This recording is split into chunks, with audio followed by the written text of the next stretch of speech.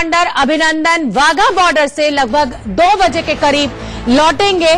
मुख्यमंत्री अमरिंदर सिंह उनका स्वागत करेंगे। दोपहर 2 बजे के बाद भारत लौटेंगे विंग कमांडर अभिनंदन। भारी संख्या में लोग वाघा बॉर्डर पर मौजूद हैं, इकट्ठे हो रहे हैं वे अपने विंग कमांडर के स्वागत में, उस जांबाज के स्वागत में जिसने पाकिस्तान के F-16 विमान को निशाना बनाकर गिरा दिया। तो बड़ी खबर इस समय की हम आपको बता रहे हैं। एक बड़ा पैनल भी मेरे साथ जुड़ा हुआ है। वीएन झा डिफेंस एक्सपर्ट है, रमन मलिक जी बीजेपी के स्पोक्स पर्सन है, मेरे साथ पल्लवी शर्मा जी कांग्रेस की स्पोक्स पर्सन है, Manish Awasthi chief political editor है। मनीष अवस्थी, जिस तरीके का मेडिकल बुलेटिन पाकिस्तानी विदेश मंत्री ने दिया है, बड़ा शर्मनाक है कि अब विदेश मंत्री जो हैं, मतलब इतनी हालत खराब हो चुकी है इस देश की कि विदेश मंत्री जो हैं वो एक आतंकवादी का मेडिकल बुलेटिन जारी कर रहे हैं कि उसकी तबीयत बहुत खराब है, वो तो घर से भी नहीं निकल सकता। हाय हाय ये मजबूरी। सबसे पहले तो आप ये समझिए शोभना की जो कल तक ये मानने को ही तैयार नहीं थे कि मसूद अजहर उनके पास है, वो आतंकी संगठन चलाता है, वो आतंकी गतिविधियों को अंजाम देने के लिए आका के रूप में वहां से फरमान जारी करता है, वो आज कह रहे हैं कि वो बहुत ज्यादा बीमार है। मुझे ऐसा लगता है ये इनकी एक पोस्चरिंग है, इस तरह से ये हमेशा से करते आए, सफेद झूठ, झूठ पे झूठ, झूठ पे झूठ। मुझे ऐसा लगता है कि इन्होंने सच क्या होता है ये कभी जाना ही नहीं। और इससे आगे अगर आप सोचें तो कल तो वहां के प्रधानमंत्री अपनी संसद में सबसे बड़ी बात कहना भूल गए कि वो क्या कहना चाहते हैं कि भाई विंग कमांडर अभिनंदन को आज रिहा किया जाएगा, वो भूल गए। शांति की बात के तहत तो ये भुलक्कड़ भी हो गए हैं, गूंगे भी हो गए हैं और बहरे भी हो गए हैं। और जहां तक इनके बहरेपन की बात है तो ये केवल वही सुनते हैं जिसमें उनको लगता है कि उनके लिए सहूलियत और सहज माहौल बन सकता है। लेकिन इनके विदेश मंत्री का ये कहना कि मसूद अजहर की तबीयत खराब है, नाजुक है, तो भाई साहब आप ही ने तो उसे पनाह दे रखी है, यही तो सारा दुनिया और सारे लोग कह रहे हैं। आप क्यों नहीं मान लेते कि हाँ यही नहीं है, सैयद सलाउद्दीन है, हाफिज सईद है, दाऊद इब्राहिम है। एक बार अगर ये कह देंगे तो ये जानते हैं कि सारी दुनिया इनके खिलाफ वैसे भी है अभी शाब्दिक तौर पर, लेकिन तब एक्शन करने पे मजबूर हो जाना पड़ेगा। अमेरिका ने तो एक ओसामा के लिए पॉलिसी और एक एक्शन प्लान किया था, इनके यहां तो आप ये समझिए कि पूरा अड्डा और गढ़ है। तो क्या होगा ये सारी दुनिया जानती है कि इनका हश्र, ये खुद घबराए हुए, सकपकाए हुए हैं, बौखलाए हुए हैं, झल्लाहट में कुछ कह देते हैं, फिर बाद में इसे ठीक करने के लिए कुछ और कह देते हैं। तो झूठ पे झूठ, झूठ पे झूठ, एक के बाद एक। मुझे ऐसा लगता है कि इनका झूठ ही इनके लिए सच, धर्म, ईमान और कलमा अजान है। ठीक है रमन मलिक, ये बयान देकर पाकिस्तान ने पैर पे कुल्हाड़ी नहीं मारी, कुल्हाड़ी के ऊपर पैर रख दिया। अभी तक तो ये कहते थे कि मसूद अजहर पाकिस्तान में है ही नहीं। मैं तो वही चीज आपसे शोभना की बार बार पूछ रहा हूँ, बात कर रहा हूँ, आपके माध्यम से, आपके चैनल से यही बात पूछ रहा हूँ कि जब वहां के प्रधानमंत्री ये बोलते हैं कि हमारे को क्रेडिबल एविडेंस दो, आप सूर्य का एविडेंस चाहते हैं कि वो सूर्य रोशनी दे रहा है। क्यों मैं ये बोलता हूँ कि जब एक जो ये प्लेन की अब्डक्शन से आया ये मसूद अजहर आपके पास वापस आया, इट वाज नोन कि ये टेररिस्ट है। अब वो टेररिस्ट वहां पे बैठा हुआ, आप उसकी हेल्थ बुलेटिन जारी करते हैं और वो भी आपका मंत्री, विदेश मंत्री हेल्थ बुलेटिन उसकी जारी कर रहा है। आपका मतलब साफ सुथरा है कि आप जानते हुए कि ये एक टेररिस्ट है, ये आतंकवादी है जिसने आपके यहां पेशावर में भी बच्चे मारे, उस टेररिज्म ने, आप उसके बाद भी उसको प्रोटेक्ट करते हैं। इसका मतलब आप मानवता के अपराधी हैं। और हमारी जंग, रमन मलिक, इसमें कोई शक नहीं है, हमारी जंग किसी भी सिटीजन ऑफ पाकिस्तान के खिलाफ नहीं है। हमारी जंग सिर्फ एक चीज के खिलाफ है, वो है टेररिज्म और फैक्ट्री ऑफ टेररिज्म जो पाकिस्तान की। लेकिन पाकिस्तान तो ये मानता है ना, जिस तरीके से पाकिस्तान ने रिटेलिएट किया और हमारे सैनिक एरिया को उसने टारगेट किया, वो तो ये मान रहा है ना कि आतंकवादी निशाने पर नहीं है, एक बहुत बड़ी चीज है जो हमारी डिबेट में, जबकि भाषा की कॉपी वो हमारी कर रहा है। हमारी डिबेट में एक और बड़ी चीज अभी आनी चाहिए, द यूज ऑफ F-16। बिल्कुल, जिसको अमेरिका ने रेस्ट्रिक्ट किया है। F-16 का इस्तेमाल बहुत क्लियर था कि एंटी टेररिस्ट ऑपरेशन में होना चाहिए, और वो एंटी टेररिस्ट ऑपरेशन की बजाय ना होके एक defence military establishment of a neighbouring nation के ऊपर हुआ as a act of war. इसके ऊपर और वो सारा सबूत हमने दिए हैं। तो मैं ये समझना चाहता हूं कि आज पाकिस्तान किस स्थिति में है कि वो अपने ही एयरफोर्स के जो पायलट हैं, शाहनवाज क्या है, उल हक, उनका नाम है, is one of the top in F-16 squadron there, उनके ऊपर भी वो उनको भी अप्रोप्रिएट करने की तरह में नहीं है जैसे कि कारगिल में अपने सेना को नहीं करा था उसने। ठीक है, तो क्या आप एक्सपेक्ट कर रहे हैं? ठीक है, सुरेंद्र मलिक का मैं रुख करना चाहूंगी, माफ कीजिएगा, सुरेंद्र राजपूत का मैं रुख करना चाहूंगी। रमन मलिक और सुरेंद्र राजपूत जो है वो मिक्स हो गए। अच्छा है अगर कांग्रेस और बीजेपी एक हो जाए। सुरेंद्र राजपूत देश के हितों के लिए, देश के हितों के लिए एक तो हो गए, वैसे आतंकवाद और पाकिस्तान के खिलाफ एक हो गए। सुरेंद्र राजपूत, जिस तरीके से पाकिस्तान ने ये कहा कि हम शांति बहाल करना चाहते हैं, भारत हमसे बातचीत करे, मैं बार बार एक ही सवाल पूछ रही हूं कि जो पीठ में छुरा घोंपने की जो उसकी फितरत है, क्या उस पर विश्वास करना चाहिए? विंग कमांडर अभिनंदन को वापस जरूर कर रहा है, पर वो जिनेवा कन्वेंशन के तहत कर रहा है। तो ऐसे में पाकिस्तान पर भारत सरकार को भरोसा करना चाहिए, और अगर भारत सरकार बातचीत के लिए कदम आगे बढ़ाती है तो कांग्रेस का क्या रुख है? देखिए, दो बातें बड़ी स्पष्ट है। नंबर एक, पाकिस्तान पर और एपिक सेंटर ऑफ टेररिज्म पर आप कभी भरोसा नहीं कर सकते। सच्चाई यह है कि शांति बगैर शक्ति के संभव नहीं है। हम लोग अपनी ताकत पर भरोसा करेंगे, अपने एस्टेब्लिशमेंट पर भरोसा करेंगे, अपनी आर्मी पर भरोसा करेंगे, अपने डिप्लोमैट्स पर भरोसा करेंगे, अपनी विदेश नीति पर भरोसा करेंगे, अपनी गृह नीति पर भरोसा करेंगे। प्रधानमंत्री हम लोग पर पाकिस्तान पर क्यों भरोसा करें? सच्चाई ये है कि वो हमारे सुरेंद्र जी मोदी साहब पे भरोसा करेंगे, थोड़ा क्रेडिट उनको देंगे या जिनेवा कन्वेंशन रमन मलिक साहब बीच में मत बोलिए। अगर आपको इसमें राजनीति करनी है तो मेरे पास राजनीति करने के लिए बहुत ज्यादा चीजें हैं। मेरे को जब बोलना होगा, ठोकना होगा, मैं कर लूंगा। अच्छा सुरेंद्र जी, मैं मनीष अवस्थी, मैंने ये सवाल पूछा था। जी, और मनीष जी, मैं मनीष अवस्थी जी, आपका भी सम्मान है, मैं आपको भी जवाब दे देता हूं कि प्रधानमंत्री की जो कुर्सी है उस पर पूरे हिंदुस्तान को भरोसा है। उस पर बैठे हुए व्यक्ति को आप आलोचना या समालोचना कर सकते हैं, तो इसलिए आप उस पर भी आप बात वो मत कीजिए। प्रधानमंत्री के पद हमेशा भरोसे के लायक था, जवाहरलाल नेहरू जी से लेकर के आज तक, और वो हमेशा भरोसे के लायक रहेगा। उस पर बैठे व्यक्तियों पर प्रश्न पूछना राष्ट्रद्रोह नहीं है। ठीक है, तो हम आपको बहुत स्पष्ट रूप से बताएं कि ये सारी चीजें हमें अपनी ताकत पर भरोसा करना होगा। हमारी ताकत के पैरामीटर्स में पाकिस्तान बात करता है तो हम उससे बात करेंगे। हमारी ताकत के और हमारे आज एक चीज क्लियर कर दी कि हमारे को भी जब राजीव गांधी, नेहरू जी और बाकियों पे पूछना होगा, हम पूछेंगे और बाकायदा पूछेंगे।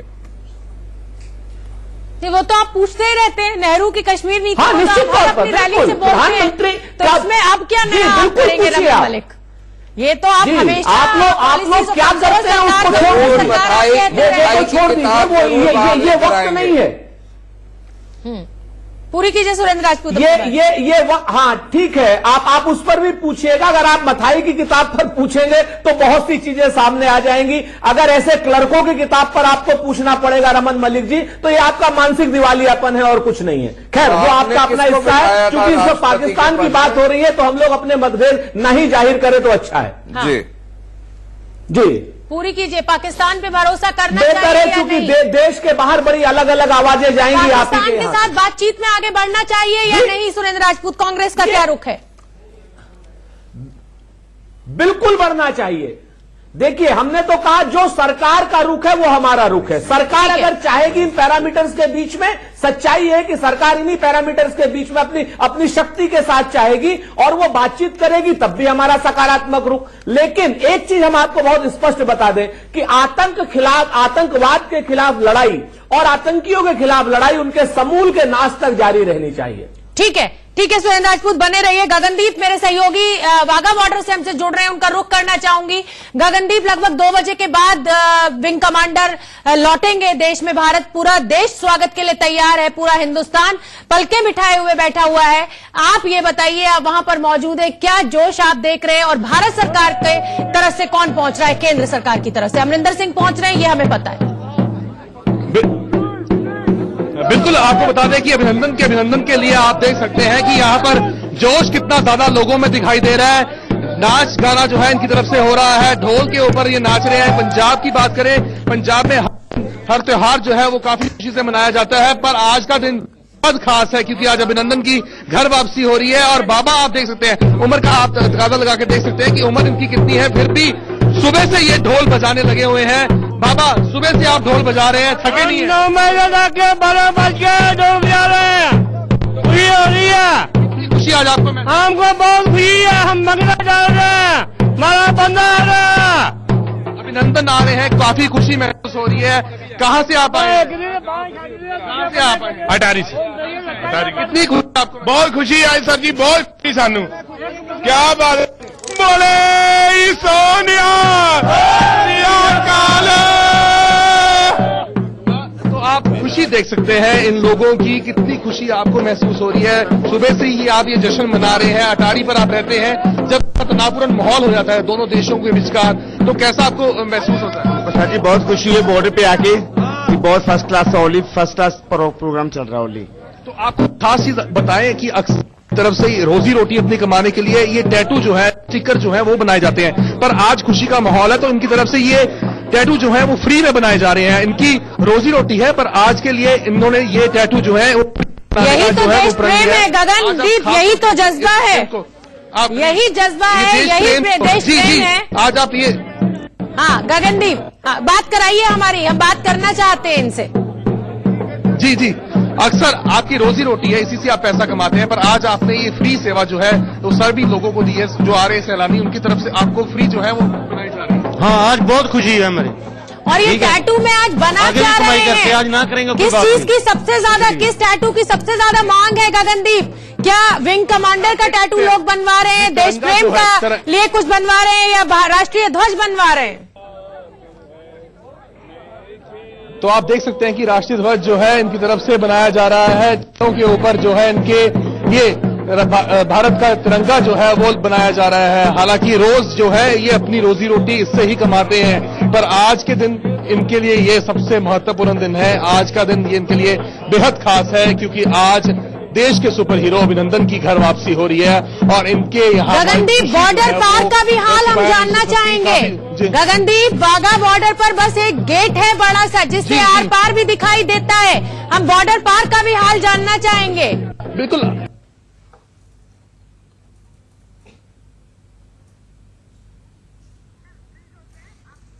शायद हमारा संपर्क गगनदीप से, हमारे सहयोगी से टूट गया है। को भी नफरत है इनकी झूठ से कि पार, सीमा पार क्या हो रहा है वो नहीं दिखाना चाहते, क्योंकि जहां वहां जो भी दिखेगा वो नापाक और इसीलिए हमारे कैमरे ने मना कर दिया। हमारे पूछने के बाद भी कैमरे ने मना कर दिया कि हम नहीं दिखाएंगे बॉर्डर पार का हाल। मैं वीएन झा, डिफेंस एक्सपर्ट है, उनका रुख करना चाहूंगी।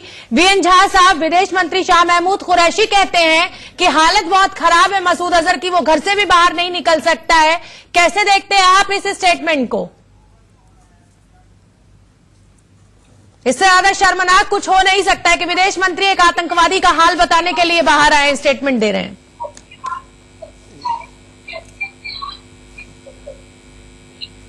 मेरा ऑडियो नहीं है। वीएन झा, आप मुझे सुन पा रहे हैं? मेरा ऑडियो नहीं है।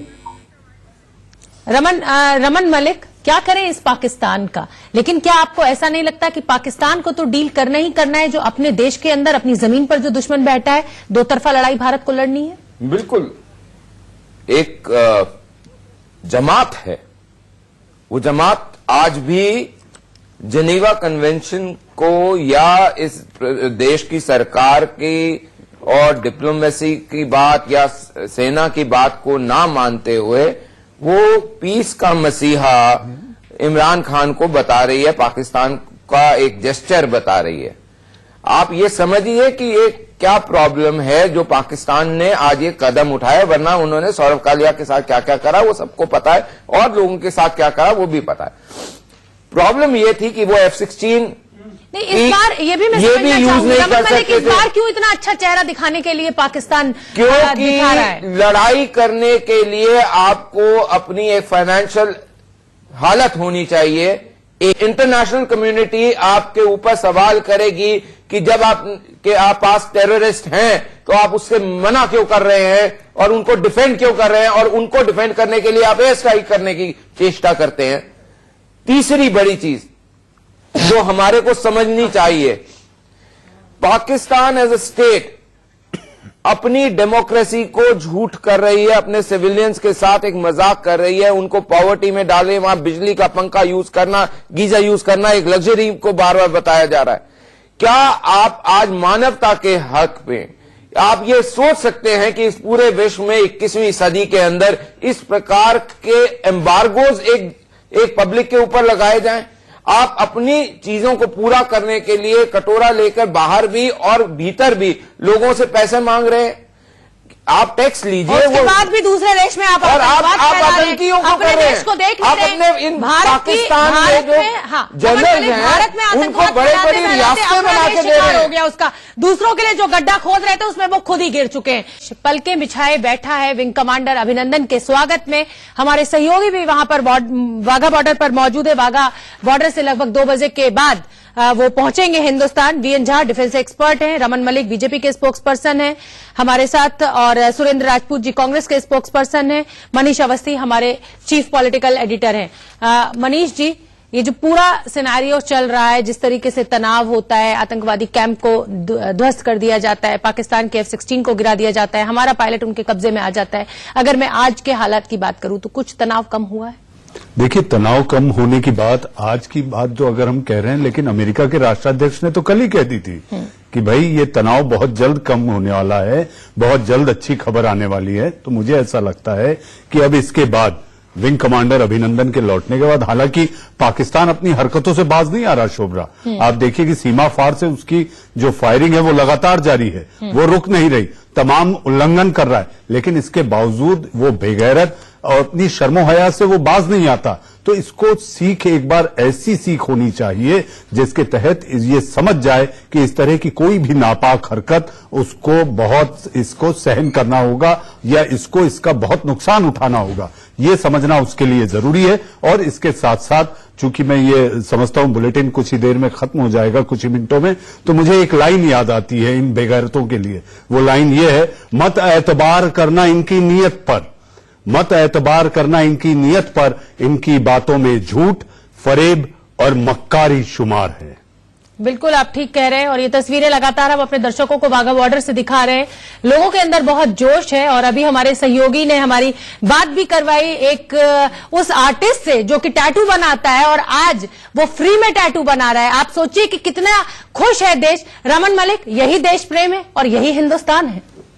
देखिए, मैं तो ये मानता हूं कि देश की मट्टी कुछ ऐसी है हमारी कि हमारे अंदर से बार बार सूरमा ही सूरमा निकलते हैं, और चाहे वो अपनी मानसिकता से आए, बल से आए या चतुराई से आए। मैं एक चीज को बहुत स्पष्ट रूप से बोलना चाहूंगा कि जब बात देश की हो तो वो जो प्रधानमंत्री जी ने लाइन बोली थी ना कि सौगंध मुझे इस मिट्टी की, मैं देश को नहीं झुकने दूंगा, ये जो एक मानस है भारत का, प्रवक्ताओं की बड़ी खूबी है साहब, मतलब ये मानस जो है भारतीयों का। रमन मलिक साहब, आज मैं सलाम करूंगी, सैल्यूट करूंगी आपको। मैं एक उस गरीब टैटू बनाने वाले की बात कर रही थी जो आज फ्री में टैटू बना रहा है, देश की बात कर रही हूँ, और आप फौरन हर मतलब प्रवक्ता जो है वो कोई मौका चूकते नहीं है, हर बात मौका चूकने की नहीं है। मैं तो उसको जो वो टैटू बना रहा है, वो भी जो पुणे में मैंने अभी एक वीडियो देखा कि एक किसान, गरीब किसान गाजर उगा रहा था, उसने गाजर सारी उठा के सबको फ्री में बांट रहे कि अभिनंदन जी वापस आ रहे हैं, विंग कमांडर अभिनंदन वापस आ रहे हैं, तो उनकी खुशी में घर में गाजर का हलवा बनाओ। मैं इस सारों को बहुत हंस रहे हैं मेरी बात पे। सुरेंद्र राजपूत, आप क्यों हंस रहे हैं भाई? इन सारी आप भी उन प्रवक्ताओं में शामिल है। जब आपकी सरकार होगी तो आप भी हर बात राहुल गांधी को लेकर आएंगे।